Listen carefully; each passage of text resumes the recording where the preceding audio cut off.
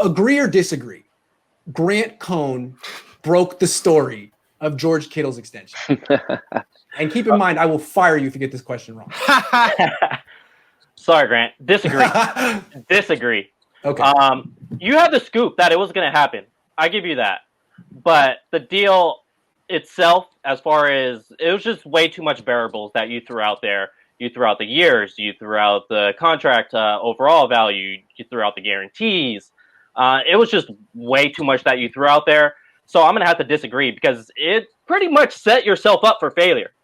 Hey, I can't disagree with you. You make some good points. We saw how it turned out. Yeah. And it's really difficult because, like everyone says, these contract negotiations could change in a second. Yeah. So when you throw out all that information, things not done yet. And Kittle's going to see that. And Kittle wanted his boys at Barstool to break this, not you. I'm sorry. That's why he said what he said. Yeah, absolutely. Yeah. And then what people don't understand, individuals don't understand, is how hard it is working through a source and how hard it is to get a source that'll give you this information. Obviously, that source is valuable because nobody else had it. Exactly. Mike Silver didn't have it. Right. Ian Rappaport didn't have it. You had it. Yeah. The numbers were off, so that's why you don't deserve credit. But the individuals that say, Grant, you're wrong, you don't deserve anything on this, they don't have any sources. They don't know how hard it is to get any sources. Thank you. Appreciate it. Jose, what do you say? A lot riding on your answer here. Uh-oh. Shoot. Well, what's the cue card say that Grant gave me before the show started? No, I can see where Leo's point, and I would want to lean towards that way, but I'm going to say, Grant, you did, because even though you said it at that moment, that probably was what it was at that moment or the day before. Yep. A lot of things can change. Literally a whole day's worth can just change the contract. I even told Nick, I'm like, hey, for all I know, they could probably just announce it next week or just get it over with now. I mean, sure, he was off on the dollar per mount, but whatever. It was still a lot of things are still fluid in contract situations. Unless it's like unless it's like pen to paper's finally put, then everything's still circulating. Everything's still fluid, interchangeable, adaptable. So I'm gonna still give it to him because once he said it, all of a sudden NBC Sports are coming in, The Athletic. Everyone started scrambling and saying, "Hey, looks like there is some progress there." So boom, all it takes is one to put the dominoes, the domino effect working. So I think it's good enough for me personally. Yeah, good answer. I'm absolutely in agreement with Jose just because of what followed afterwards. You know, you had Michael Silver retracting on what he said after tweeting caterpillar emojis, insinuating that things are moving very slowly to, whoa, now all of a sudden there's steam picking up. So Grant, you really got the ball rolling with everything, you know, and then I think that deserves credit. And if like Leo touched on, you took a risk by really laying out all the numbers. You gave more than any other reports that I've seen insinuating the deal. They weren't willing to give the numbers. They weren't willing to do that. It was an empty report, in my opinion, you know? And I think just because you took that risk and it wasn't, that's a lot. That's like, I mean, acing the SATs, getting every single, that's like the lotto, right? It's so much goes into it. And I just think you deserve the credit for having it first. You know, it wasn't completely accurate in terms of numbers, but just the way everything kind of picked up afterward.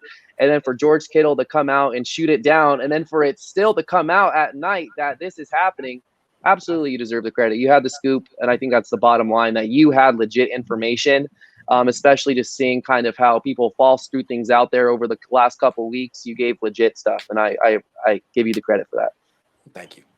Maverick, let me have it. I mean, I don't think you need to, or I need to say anything much else. I mean, I think the first person to say it is usually the first person to actually say it. And you were the first one to really go out there, like everyone was saying, and give numbers. They might not have been 100% correct, but I mean, besides George Kittle and the 49ers, who really cares what the exact number is? So fair. Yeah. Fair. So I'm going. Other journalists who don't want me to break this scoop. Yes, you're right. Yeah. So I either have to agree with my boss or 49er Twitter and smart guy. Smart guy. Okay, well, I'll answer this question, and I'm not going to defend myself. I think Leo was right. I think basically what I did, I did a rookie move. I mean, the scoop of a lifetime fell in my lap. I was about to scoop Mike Silver, Ian Rappaport, and Adam Schefter. It doesn't happen. So I got excited, and to show how real it was, I gave every piece of information that I got from the source. And what I've noticed is that people who break news for a living don't do that. I mean, Silver doesn't do that. Rappaport doesn't do that because you're just opening yourself up to be wrong. What I should have done was say, Mike Silver said that there's minimal progress. Actually, from what I've heard, this is getting wrapped up soon. It's going to be imminent. He's going to be the highest paid tight end of all time, and left it at that. And then it would have been not as courageous of a report. And I know that you guys like that I took the risk, but then I wouldn't have opened myself up for everyone to be like, well, Grant's, just lying. So if I ever get this type of a scoop handed to me on a platter again, I'll be a little bit more careful. Leo, you're right. I think you're right. Okay. I will say this, though, real quick. The source you have is very valuable because you did credit them for the Jordan Reed story that you didn't publish. You decided to hold on to. Yeah. This Kittle thing obviously happened. The numbers, they got tricky in the end, but that obviously happened. Yep. And the next one you get, 49. It's a very valuable source. All these Grant haters are going to be so mad. Here's the thing. Most of these reporters have the source is either the agent or the team. And all I can say is this guy came from left freaking field. And that's a valuable source. Because Silver didn't have it. I can't tell you. Let me ask. It was Nick Cothrell. Oh, okay. I'm just going to toss in can I ask a quick question? Just in your guys' opinion, just to talk about the magnitude of the Kittle deal. When, in your opinion, or when do you remember the last time there being this much buildup in regards to an extension and such a concern that the team might not be bringing back a player? It's been quite some time. I'm having a hard time even thinking of a player where there's been this much buildup as regards to the contract negotiations. Does anybody have anyone off the top of their head where they're like, oh, remember? Because I'm blanking. I think George Kittle might be the biggest extension, one of the bigger signings in quite some time. Well, I guess besides Kaepernick not getting re-signed, there's some talk about his contract at the time, but that might have other things to do with it. And then, I would say the only other guy was when Justin Smith just flat out retired. There was wonder about when he was coming back. Yeah. But, Nick, are you talking about one that actually came through?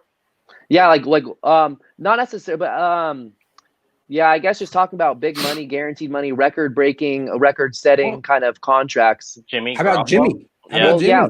But it was only a couple of years ago, but at the time there was a little hand-wringing, are they going to tag him? Does he want to stay here long-term? Did he feel like he got screwed over by the Patriots? Did he because at the time it was like the Niners were the Browns West, And so I think that, but maybe this one was a little bit more. I think certain people were really concerned about if this could go sideways. And I think with Jimmy Garoppolo, he was still an unknown, right? And there was his contract, there was a lot of outs and there was a lot of incentives. It wasn't made out to be what it looked like, as far as having the outs, whereas George Kittle established himself within the last 3 years as an all-pro, so that's what I was kind of thinking. Interesting question.